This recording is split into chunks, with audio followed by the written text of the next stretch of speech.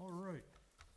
Welcome to the Village of Lake Bluffs Joint Plan Commission and Zoning Board of Appeals regular meeting on March 20th, 2024. We could have a roll call, I guess. Yeah. Member Danley? Here. Member Fisher? Member Miller? Member Russell? Here. Member Sorensen is attending remotely. Member Toll? Here.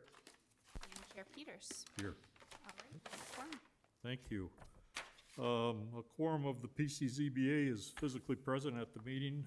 In regards to Member Sorensen, a notice was received in accordance with village policy, and Member Sorensen will be deemed authorized to attend the meeting electronically unless a motion objecting to the member's electronic attendance is made, seconded, and approved by 2/3 of the members of the PCZBA physically present at the meeting. If no such motion is made, then Ann's request to attend the meeting electronically shall be deemed approved. Is there such a motion?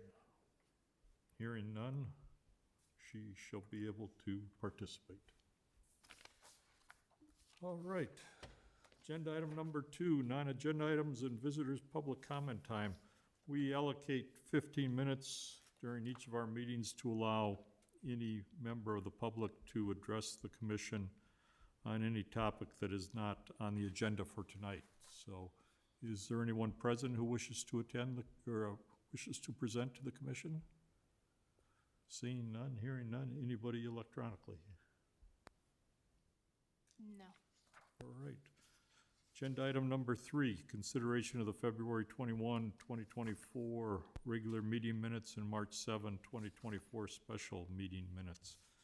I trust everybody's had a chance to review with respect to the February 21, 2024 meeting. Any proposed revisions? I had a couple changes on the February 21st.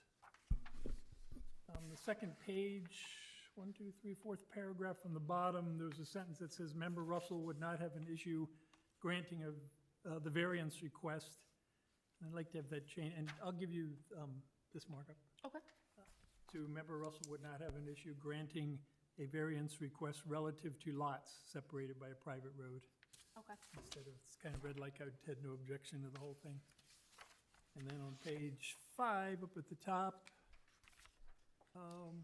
Member Russell commented that Crabtree Farm is a jewel to the community and is underutilized. And I had actually said the opposite. Member Russell commented that Crabtree Farm is a jewel to the community and was concerned that it had been described as underutilized in the Tesco draft. Okay. So, then I just have a couple typos. Okay. Are we just doing the 21st meeting? It was the 21st first, Okay. George. Any other proposed revisions? Not for the 21st. I just had one, Ms. Gable, on page 4, paragraph 2. PCZBA may want to continue the informal review. Okay. So, is there a motion to approve the minutes? So moved. Second? As amended. As amended. Second.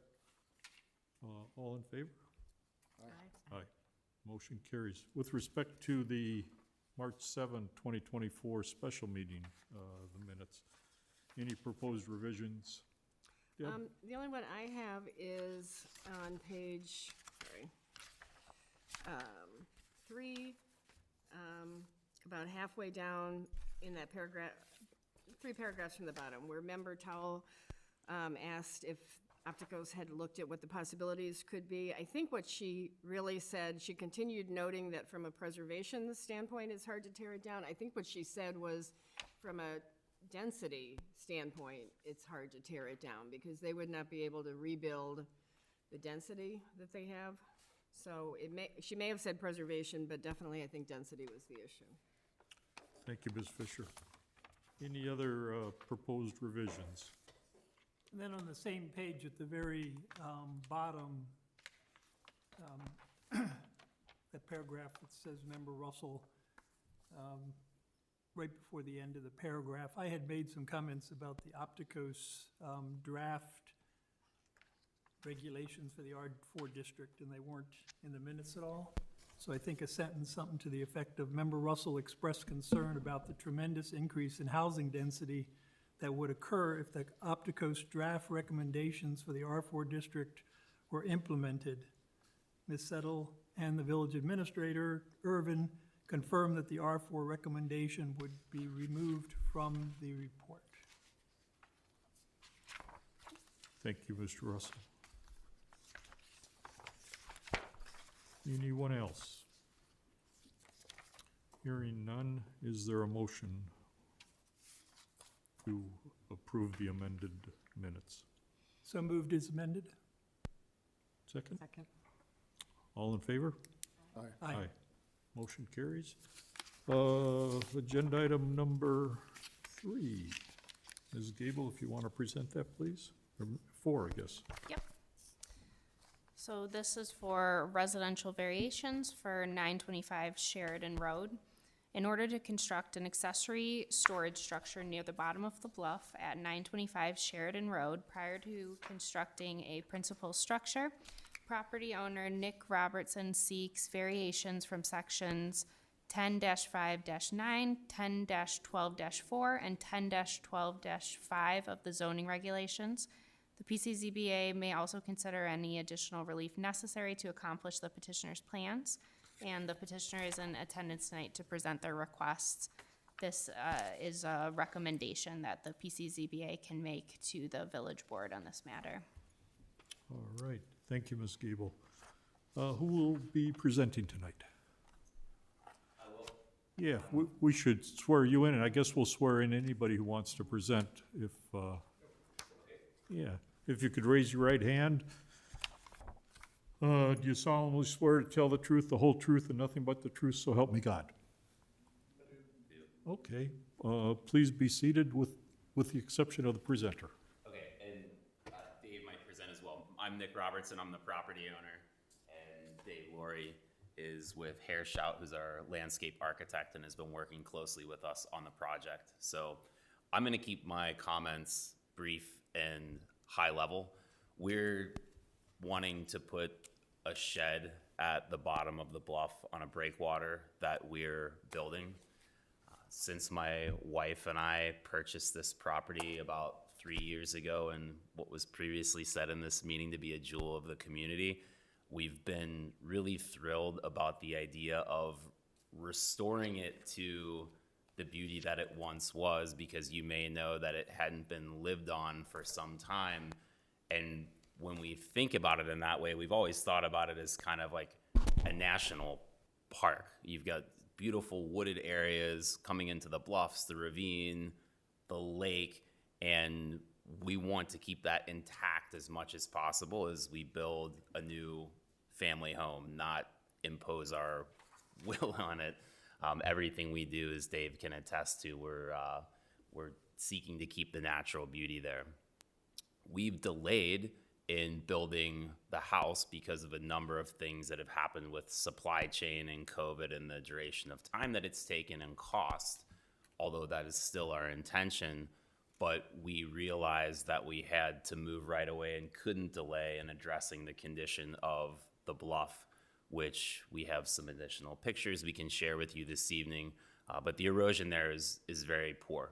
So we're in the midst of a multi-year, multi-million-dollar project to restore the bluff by regrading it and bringing in close to 4,500 tons of quartzite rock to bolster the toe of the bluff. And also, I don't know if you saw the images or are familiar with the property at all, but there was a ton of concrete rubble just dumped there in the lake and rebar sticking out, and we've pulled all of that out. It's all gone. That's been part of the restoration. The path down the bluff, what used to be there was a stone path that snaked around a ravine to the north of the bluff that we're restoring and came over an old stone and wood bridge down to the beach.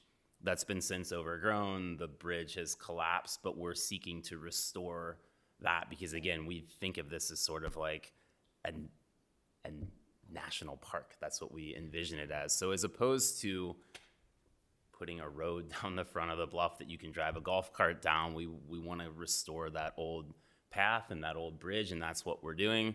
But the reason that I have a long windup here in telling that is, well, that means to get chairs or a table or a couple of kayaks down there means you're gonna have to walk down this stone path. So we very much want to put a shed at the edge of that path on top of the breakwater in the wooded ravine area. And the variance is, as you heard Clara mention, one is because we're doing it before our house is built. And I told you the reason for that is because while the house is delayed, we felt that continuing to delay work on the bluff would damage the land overall, whether we owned it or somebody else. And the other is that the shed sits in the splash zone, which, as I understand it, is intended to keep owners from building structures on a bluff or ravine that would actually create an erosion condition. But where the shed is sitting on top of this 4,500 tons of quartzite, we've worked very closely with Dave and with the structural engineer to make sure that that's not the case. And furthermore, hopefully you understand from the amount of time and effort we're putting in restoring erosion, we wouldn't put a structure down there that would now create it. So I really just wanted to kind of explain, give a little more context as to, we had other options to make it easier to get a bunch of stuff over the bluff and down to the beach.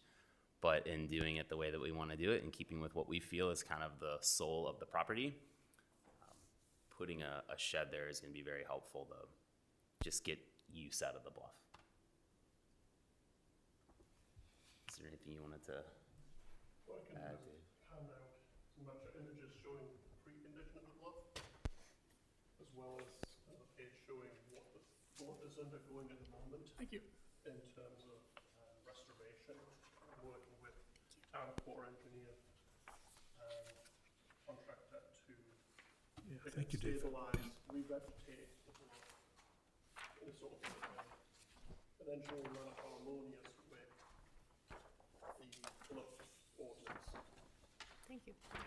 And I know they were a little late in coming, so I don't know if you've received them or not, but we have gotten letters from our neighbors to the north and south. They're aware of what we're doing and they're supportive. Yeah, well, I guess let the record reflect that the village has received the letter from Ms. Zenny and from Mr. Schuler, so Thank you. they're part of the record tonight. Thank you. Thank you. And Dave, if you could state your name and I'm David Laurie, a landscape architect with Herr Shout. We've been hired as to help the Robinson family work on the tableland and the bluff. So we've had to do a master planning to let them understand how they can manage their property holistically as opposed to coming and doing small things. We wanted to understand this 26-acre property, how the family wants to create a place they can live on from water's edge up to the nature easement up on the tableland. And then Nick told us that he wanted to think about it from water's edge up to the top and then think about sequence of the work, which is kind of a good way of doing it. It's like, let's work from what's happening the worst now, the bluff, up to the tableland. Ideally, the house construction was going to happen concurrently with it, but the most important thing kind of is taking place first. And then working with Nick in terms of what he was wanting as an amenity with the beach being created with the engineering work at the bottom. There's a breakwater out in the lake that will help with the deposition of sand and create the beach. And we thought, well, there's a family amenity. There's going to be stairs across the breakwater steps coming up to the bluff path. And we thought, Nick says, I need help in terms of what I can store down there so I can use the amenity for the family without having to haul things up and down and store things. It's going to be tough because we've got the lake action, but we've located it at part of the revetment where we do have that breakwater out in the lake, so that will help buffer wave action and sort of give it a leeway of sort of the engineering installation. And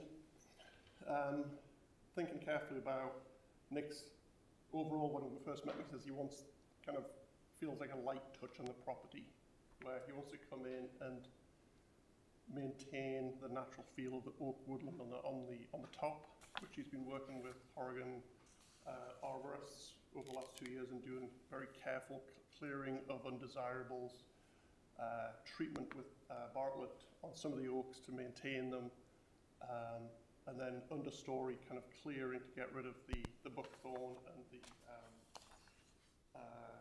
honeysuckle shrubs. And then also thinking about the bluff slopes themselves, instead of allowing them to sort of like take their own nature, which they're failing quite badly, is going in, doing some canopy pruning to let sort of more light in, get the vegetation on the slopes as well. So, long story short, we've worked with Nick to help think about his project and all aspects of how the family can enjoy it, as well as how they can be wardens of that bit of property, how they can be the guardians of the stewards of 925 Sheridan Road.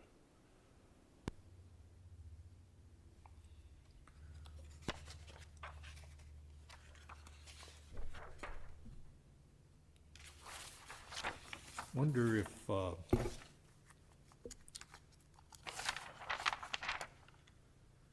maybe Dave, if you could just go through the standards for variation, just make a record if you could, or alternatively, we could just adopt and incorporate by reference your presentation. And How would you like me to explain that? yeah, if you could, a little bit. Standards for variation? In the application, the standards that were addressed. Oh, right, okay.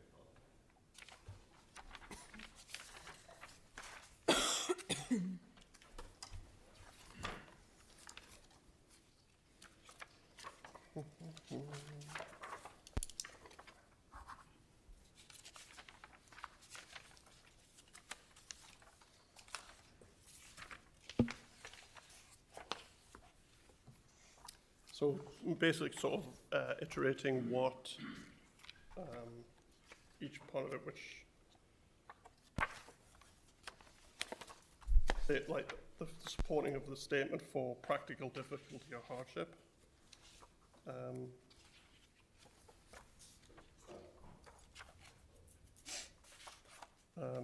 So for the PCZBA required to base a recommendation on the following standards, it's the burden of the applicant to establish that they meet each standard. Each standard is printed below. You should provide a statement how the application satisfies each standard. So practical difficulty or hardship. No variation shall be granted pursuant to this section unless the applicant shall have established that carrying out the strict letter of the provisions of this title would create a particular hardship or a practical difficulty. So responses. The beach being created is for the enjoyment of the family with children and a place to store items to improve the amenity of it is required. As opposed to building a road or other non-natural pathway to access the beach, the owner is paying to restore a 75-foot stone path established by the previous owner, which descends down through the wooded ravine. This restored path, while maintaining the beauty and history of the property, makes it exceedingly difficult to carry anything to the beach. Thus, the variation is requested. This is being done before the primary structure because while construction of the house was put on hold due to timing and cost overruns driven by supply chain issues stemming from COVID, the bluff is deteriorating at a fast rate. The owner did not believe there was any time to waste in protecting the shoreline bluff, ravine structure, and tableland. You know, Dave, I think what we can do is we can just adopt and incorporate by reference your submission. Yeah? Yeah, without going step by step. I think the commissioners can ask you specifically if they have any questions or Questions for all concerns. those, yeah. Yeah, because it's a very comprehensive Yeah, document. yes. Any other points before we open it up for questions? I think I've covered everything. It's, yeah, again, we went through each item of variation and tried to fulfill the needs of requesting a variation based on what the owner is looking for, and without imposing too much hardship on to the village and nearby neighbours as well. So, one quick question before the commissioners start asking. What's the width of the property line at the water line? Width of the property there? How much beach frontage? Yeah, how much beach frontage? 750 feet. Yeah. Okay. All right, who'd like to start? I have just a quick question, but I'd like to commend you on your packet here. It's very comprehensive and gives us lots of information. Also, truly appreciate your desire to maintain the natural state of the property, and really, I like your vision of creating a national park. I think that's really great. My question, though, is there is this diagram of kind of what the intended purpose of the building is. It looks like purely storage. Is there any ability to inhabit this as far as like overnights or anything? Is there any intention No. for that? None. Okay, No, purely storage. purely storage. And to be more specific, what's in the document is what's envisioned. In fact, we got to the size of it by thinking about the size of table, the number of chairs, and the number of paddle boards and kayaks we want to have down there. That's, yep. Thank you. It's actually inflatable kayaks and paddleboards. Okay. So that in winter they're deflated, allowing the furniture to kind of be stored as well. So it's kind of a Great. counter. Understood. Thank you. Thank you, Mr. Toole. The Mr. Russell? pictures that you handed out this evening, is that, were these taken relatively recently, or is this the On the current second status? page was 3rd of March, so just a couple of weeks ago. Yeah. So is the work still underway? Is there still a lot of the revetment that has to be done yet this summer? It is, yes. Unfortunately, because we had such a warm and wet winter, we haven't been able to do the work we wanted. It's been tough getting down the bluff with equipment. Hopeful that will be done before the summer begins. Most of the big stone is in place, and so what really needs to happen now is the regrading and the seeding. But yeah, hopefully we'll be done with the project June, I'll say, May, June. Okay, is the rocks all being, the armor stones all being trucked in? That's been done, yeah. It's all down there. Oh, it is? Mm-hmm. Okay. Yeah, all the stone's been delivered. The 1,500 tons of sand is sitting up on the tableland, ready to be taken down. And the breakwater's complete? Complete. The Yep, island yeah. breakwater is all done?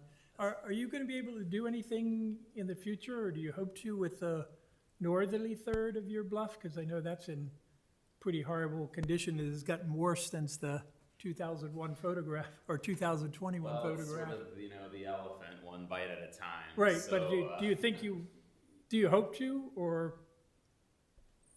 Yes. Now, the one thing about that northerly edge of the bluff, the short answer is yes, we do. In addition to this being a big project, without addressing it, that northerly side of the bluff has a ravine running behind it. Right. So in speaking to some of the engineers on the project, they do believe there is a chance that at some point it erodes, and because there's a ravine behind it, it sort of establishes a natural slope there eventually, that the ravine kind of protects it from behind. But, don't know, at some point, yes, we'd like to address that too. Okay, very interesting, because 25, 30 years ago, there was a phenomenon like this at the south end of the village on the lake, with a ravine that came down pointing towards the lake and then bent very sharply to the south, Right? and outlets like yours does. So you've got like that peninsula of land up there. Right. And because the owner didn't do anything at all with it, the ravine eventually broke through the peninsula during a severe storm, and now none of that peninsula is left. The ravine outlets 200 or 300 feet further to the north, Yeah. and it's the exact same situation 30 years earlier as what you're looking at here. So it's absolute. It can get even worse than you think, Yeah. and it's probably mostly driven by lake levels. And luckily, right now they're headed down, and the flow in your ravine isn't nearly as severe as the flow. The drainage area is much smaller than the one at the south end of the village, but Okay. otherwise it's fascinating because it's almost the same. You're basically going to build the project, though, to the same extent that was shown on the engineering drawings, right? You're going to have a 10-foot wide revetment at the bottom that the shed is going to sit on. Because I would encourage you to do it's easy for me to say because I'm not spending the money, but it's amazing what the storms can do to the toe of the bluff if it's not engineered properly, and the only bluffs that have stabilized are the ones that have a substantial revetment constructed. So, yeah, I was very pleased to see what's being done. I have no objection at all to your proposed structure down there, given the size of your property. And, yeah, keep an eye on that northerly third there, because it can go in a real hurry if the lake level starts to come up again. Yeah, thank you, Mr. Russell. Who's next? Yep. Yeah, I think it's phenomenal what you're doing, and I think it's great for the community, the planet, the whole thing. So thank you for taking care of what really was a, kind of frightening scene prior to your purchasing it. And we already, I don't have a problem with the fact that they'll be building this in advance of the home. We're already putting a time limit on, it sounds like, where it would need to, have the home built. Is that correct? Within 3 years is what Right. was Is that completed discussed. or? I'm proposing started.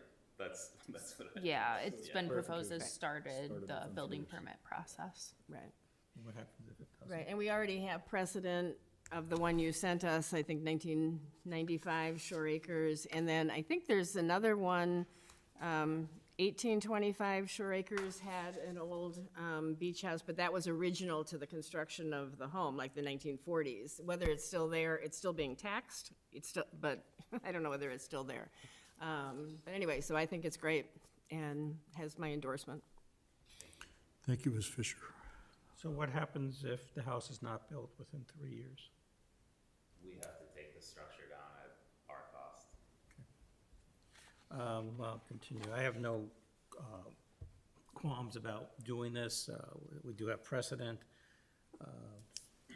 Fabulous, you're, maintaining the bluff in the way it should be maintained.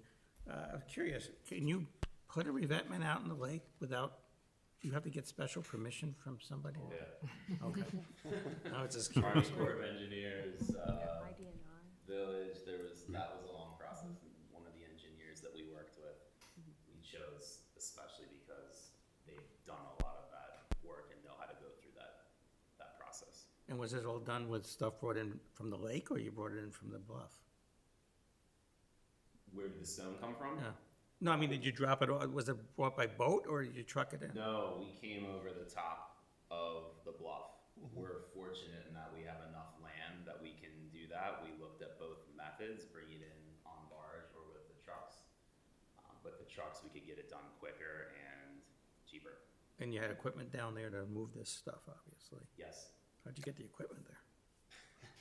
You should walk down the excavator's Over road. the edge of the bluff. So- It would scare the hell out of you. Very skilled marine contractors who know how to build construction roads down steep slopes, and then know how to, and it's very heavy equipment that they're taking down there to move this stuff around. And as Nick was saying, because of the winter, warmer, drier weather, they were hoping for a good freeze up and allowing the equipment to kind of actually move up and down there, but because it's been staying a bit soft, they had to kind of, they knew when they couldn't take equipment down there and continue. But it's amazing seeing some of these excavators, the skill they have for driving on these steep slopes, as well as moving the boulders around. Fascinating. Well, I have no objections, and, Thank you, Mr. Miller. Ms. Danley? I think everyone said what I was going to say. I'd like to say thank you. I think 975 definitely has a good steward on their hands, and the village can only appreciate you spending that time and energy and finances to restore the bluff. So thank you so much, really. I have no objection whatsoever. Great. Thank you, Ms. Danley. Ms. Sorensen? Hi. At this point, everyone has addressed the questions or concerns that I had, and I appreciate the work that's being done to to honor the property in the bluff and ravine. So I think that I think that I wish you well with your structure and hope that you can enjoy this this area and not too many storms roll in to stop you. Thank you. Thank you, Ms. Sorensen. Yeah, I would echo the comments of the commissioners that this is just a tremendously fascinating and huge endeavor. I was disappointed to hear about the concrete and metal and all that at the base of the, waterfront when you moved in that you might not have been aware of, but obviously you got that all cleaned up, and this is just a tremendous project, so no concerns from my perspective either. Thank you. Any further discussion from the commissioners? I'll make a motion to recommend to the village board approve the requested relief as presented. Is there a second? Any further discussion? Hearing none, do we have a vote? Member Danley? Aye. Member Fisher? Aye. Member Miller? Aye. Member Russell? Aye. Member Sorensen? Aye. Member Toll? Aye. And Chair Peters? Aye. Yeah, All right, passes. yeah, best of luck. And public hearing is now closed, but best of luck with the continued process. Okay. Thank you very much. Are you gonna sell beach passes when you? I was gonna say if anybody wants a tour, I'm sure my phone number's in that package. You can call me with them on that. Thank you so much. All right, Ms. Gable, what do we have next? So item number 5 is a public hearing for a special use permit amendment. And that is for Innovasi Restaurants LLC, which seeks to amend their existing special use permit for 28 to 38 East Center Avenue and 53 to 91 East Scranton Avenue to allow greater flexibility to adapt restaurant concepts over time. And this includes approval of changes by the village administrator instead of by the village board, and changes to the requirements related to the accessory liquor retail area. The PCZBA may also consider any additional relief necessary, and the petitioner is in attendance tonight to present the request, and the PCZBA is a recommending body on this matter. Yes, sir, if you could go to the podium, state your name for the record. I guess we'll have to swear you in. I don't think I swore you in earlier. Hi, John DeRosier. I own the restaurants in question. Yeah, right, please, one of those evenings. Do you solemnly swear to tell the truth, the whole truth, and nothing but the truth, so help me God? I do. Thank you. Please proceed. So I think this is the, at least for me personally, 6th or 7th time that I've been at the zoning board meeting to change something about the restaurants and the special use permit and things like that. What we're really asking for is just the flexibility that over time, with a staff approval and meeting all current codes, that we can move around the pieces of the different spaces that we have. For instance, the reason we're here now is because we want to move our wine and beer space, which doesn't have any seating, down and combine it with our half and half space, which does have seating, and make that one seatable area so that customers can come in, buy wine by the glass. They also would be able to, order from the pizza menu and stuff like that. We're trying to expand what we do at the wine shop. It's growing and it's done really well, and we get a lot of feedback from customers that they need a place to sit down and just hang out. It's also going to be a place similar to what we used to do at Wisma, where you could go in and you're basically paying a retail price for a glass of wine, so $5, $6 for a glass of wine instead of a normal restaurant that's 10 or 15. So it's one of the things we want to reintroduce into what we do. And the reason why we're sitting here now is because moving to that space will go just above the 15% of our rented square footage we're allowed to have for alcohol sales. It goes to like 17%. So we're here because when we wrote the rules the last time, we included a carve out for a percentage of our space we could use for that. Now we're going to be technically over it, so we have to go through the process again. So we decided maybe we'll just ask for everything. So if we want to move something around to a different space, can we just do it as long as it meets current codes and stuff like that, without having to go through this whole process again, and spend another $3,000 or $4,000 with legal fees and stuff like that the next time we do it. So every time we do it, there's fees and time and yada yada. We're just trying to simplify it. So that's the overall idea. Who wants to start? Oh, real quick, there's no increase in seating. There's no negative impact to parking. The outsides of the buildings won't change. Our outdoor seating size won't change. We're just moving around pieces to give us more flexibility with what we have now, and also maybe introduce something a little bit small in a couple months. So there's different ideas we're working on, but there isn't any change with all the existing usage of what we have now. We just want the flexibility to move it. Creates, in theory, creates efficiencies for you. It should, yeah. It will, for sure. Good. All right, Ms. Fisher.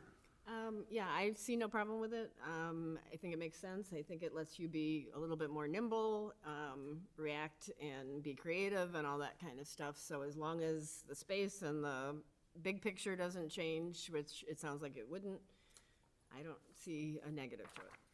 Thank you, Ms. Fisher. Ms. Sorensen. Unmute again. I don't really have any issues with it at all. I just want to make sure that village staff has the time and space to do this. Thank you. Just to respond to that, what I would say is it's almost easier on village staff to do it this way because it's an administrative review instead of, preparing all the packets to bring it to the planning and zoning board and village board. So I appreciate that, though. We're trying to introduce a little bit of efficiency into government. That's right. Just a little bit, small steps. Baby steps, like we said, tell John all the time. No, in fact, staff encourage John to ask for this, and because we talked about it and said, like, this is getting, we can't predict what's gonna go in there, and the idea of the way the village's regulations have changed with respect to parking, hours of operation, those have been asked and answered. So the issue of this, we internally have called this the Italy ordinance to kind of give John the ability to use the space, shape it around. He still has the bookends of managing within the village's liquor code.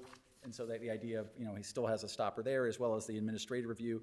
And not that I would do this necessarily every time, but the idea is there's nothing that would stop me if I saw something that if John came in and said, I want to do something that's so dramatic or different that maybe that wasn't contemplated, I can take it from you to get your advice on how I handle it, right? So it doesn't exclude another process, but generally we would try to handle things internally if it was reasonable, so. I've got one question for staff. I read somewhere, and I can't find it now, I thought I had highlighted it, but it gave this authority to the building owner. Is that right? It's the building owner, not John's? Yeah, because the zoning technically applies to the building itself. I'm here on behalf of myself and Ron and Jim. Ron doesn't want to come to these. I asked him, he said no. The reason why we're here is because we're asking for it for us to change, but it applies to the building itself. It doesn't apply to our restaurant. So if somebody else ever, bought out our places, they would have the same rights that we would have. And that's my one concern. I think you've done amazing things for this village. I'm a very good customer of yours. But, is there some way that we could assign it to you and your business? And that would be a question for staff. Maybe what you could do is the board or whoever writes it up could set it so that it would apply to the existing ownership of the restaurant. And if the ownership changed, then they would have to come in for approval for it.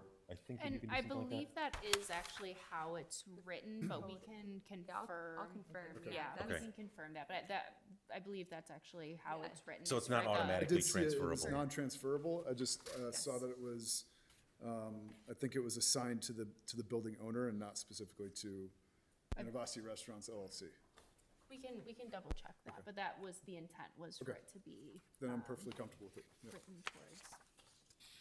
Thank you, Mr. Joel. Mr. Russell. Yeah, I'm overall very comfortable with it, and I can definitely envision that it's easier overall for staff to not have to put these big packages together and tie up another zoning hearing and drag you in here, not to mention the fees, although we will miss the revenue. It's A getting there. question for staff, though, is there a Every 6 a months or trigger- so, I come back, so. Is there a trigger in the code by definition when retail sales of alcohol is no longer considered the accessory use? Is it 50% of the floor space, or? I forget exactly what the code says, but the liquor code has the trigger that his seek a revised, license. Okay, so you're gonna bump it up to a much higher number, or not? The Lake Bluff way will make it boutique and not generally applicable to others. And then, One more change. the dining areas by definition, with the exhibits that we have, does that include all the outside seating? It does not, so, Different properties, the village property. so this specifically is only for the interior dining areas, okay. But just to address that, the number of outside seats won't change either. So the entirety of all of our seating is the same, will be the same when we make the change as it is now. I don't think you can fit any more on the side. No, we've done enough. It's, we can't handle more inside the restaurant either, and staff and everything. We have enough seats. And then just one housekeeping item, the ordinance right now has two sections 5s. Section 5, and then it's section 5 again, so you have to bump. And with there's a reference to one of the section 5s, so that'll have to be fixed. That's all. Oh, thank you, Mr. Russell. Ms. Danley? Oh, gosh, nothing more than flexibility. I think it's great that you'll be able to have that flexibility to make those changes, and you won't have to come up in front of us as often as we've enjoyed seeing you, so. I like seeing you in the restaurants. Right. So, and we're here to encourage, growth in our businesses, so clearly I have no objection. Yeah, thank you, Ms. Danley. Mr. Miller? I'm fine. Good. Everything sounds, I agree. Great, thank you. Yeah, I mean, I'm totally on board also. It just creates efficiencies for you. It creates efficiencies for the village, and I think that's what we want to have. So although it was novel when I saw it, it makes total sense. So I'm totally on board. Just one other quick question. In the application, you speak about turning the existing retail liquor space into a more informal Italian. Yeah, we had, Are you envisioning like a completely separate menu then for that space? So my designer and I, we were looking at the half and half space and what we would want to change when we move the wine shop into it. And during the couple of hours that we were going over it, we were spending time inside the current wine shop. And I've always wanted to do a really cool kind of a small Italian place. And the idea came up that, over in Westlake Forest, we just built a really neat lounge kind of on the backside of Everett Farms out there. And it's like a very, very neat high-end 35-seat lounge, all kinds of great cocktails, small snacks, things like that. So we thought this would be a neat way to use the Innovazi space and the bar and the staff, but to do a different concept inside of it. So it will have a different look and feel, different seating, things like that. It will have a different menu. It'll be more affordable than a Innovazi, and it's really driven towards, I'm very aware of the kind of the way that people do and don't feel good or bad things about our restaurants and what they would like and not. Some people, may not enjoy the, kind of the cost of going there. Some people don't like that we use unusual ingredients sometimes. So this would be designed, it's a really cool small plate pastas and little pizzas place to do an affordable, neat little Italian spot that is the same quality as kind of what Innovazi does, but in a different vein and a different price point. And we're going to name it Venetia after my daughter's middle name. So it's got like a great little family touch to it. So we just thought it'd be a neat way to do something different within this space. Because of the way we've built the restaurant over the number of years, we can accomplish that and give customers a different feeling and a different vibe. Thanks. One additional question, how much is the construction going to impact business for those of us who like It won't. We're gonna, right now, we're scheduled the day after the meeting. We're gonna ask to skip our second reading. And so we've got our team and everybody scheduled the day afterward to move the wine shop for the 3 days after the meeting. Hopefully we'll get it. If not, then we'll just have a lot of staff standing around. We'll make them clean or something. We'll see how it goes, but we're going to move the shop in a couple of days. We'll have 2 days off for that.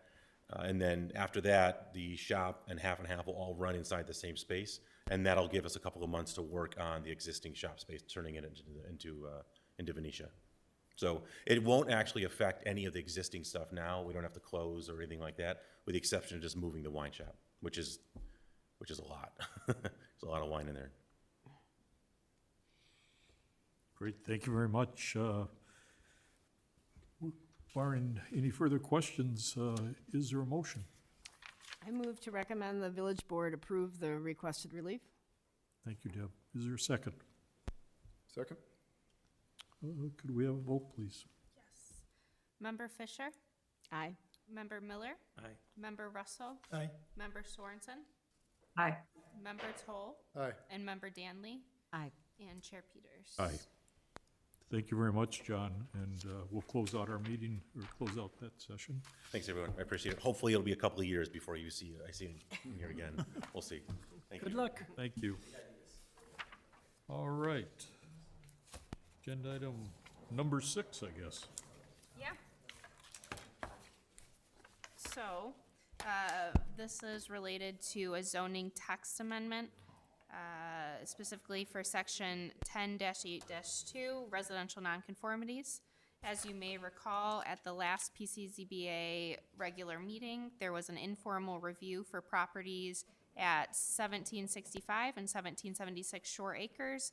Among other requests, it was discovered that because these properties are now under common ownership, the two parcels are considered one zoning lot pursuant to section 10-8-2 of the zoning ordinance, even though they're separated by a private road. And at that meeting, there appeared to be a consensus by the PCZBA that residential properties under common ownership and divided by a private road should not be considered one zoning lot, which would allow only one home. Staff worked with the village attorneys to draft amendment language to allow an exception for these unique situations. Thank you, Ms. Gable. Any discussion among the commissioners? It's more of an administrative revision, totally unrelated to our informal presentation a month ago. I just had one really nitpicky question. I know you're used to those, Drew. The use of the term private road as opposed to private drive ended up being private drive in the ordinance. I know you're using both in the staff report. There's something I like better about the feel of it, because this was intended to be for the private roads. And a driveway, I mean, all driveways are private, so it's kind of, it confuses me a little bit. It might make it clearer for. Claire, let that through like this, George. I get that. Terrible. All right. Any other comments or discussion or questions? All right, hearing none, is there a motion, please? And I think we're recommending body on this also. A motion to recommend approval to the village board as presented. Thank you, Commissioner Toll. Second. Second. We could have a vote, please. Yep. Clerk. Member Miller? I'm gonna abstain, because I wasn't here for the initial discussion last time, and I'm not real familiar with it, so I'm just gonna abstain. Member Russell? Aye. Member Sorensen? Aye. Member Toll? Aye. Member Danley? Aye. Member Fisher? Aye. And Chair Peters? Aye. All right, passes. And we'll close out the public hearing on that. Agenda item number 7, staff report. Ms. Gable? Yeah, so we're still working with Tesca and with Opticos on sort of next steps with the comp plan and with the missing middle housing report, and we hope to have something specifically from both of those within the next few meetings to review and discuss. Thank you. Agenda item number 8, Commissioners report. Any questions for Ms. Gable? All right. What about next week, or next month? So. Oh, I've got it. Hold on. Hello? Oh my God, I'm on the big screen. I was worried about that. I just want to thank everybody for the February meeting. Going through the minutes and realizing how long it went, and I was away on vacation, so I missed it. But the notes were great, so good work. Thank you, Ms. Sorensen. Yeah, so for the next meeting, there will be 2 public hearings at least. And then at an upcoming meeting, Member Fisher has been working with someone in the finance world to discuss ADU financing, and some kind of new updates on that. So that will likely not be in April, I'm guessing in May, just because of the public hearing load for April so far. All right. Any other questions or concerns or topics of discussion? Hearing none. Agenda item number 9, adjournment. Is there a motion? So moved. Second? Second. Voice vote? All in favor? Aye. Great. Thank you very much.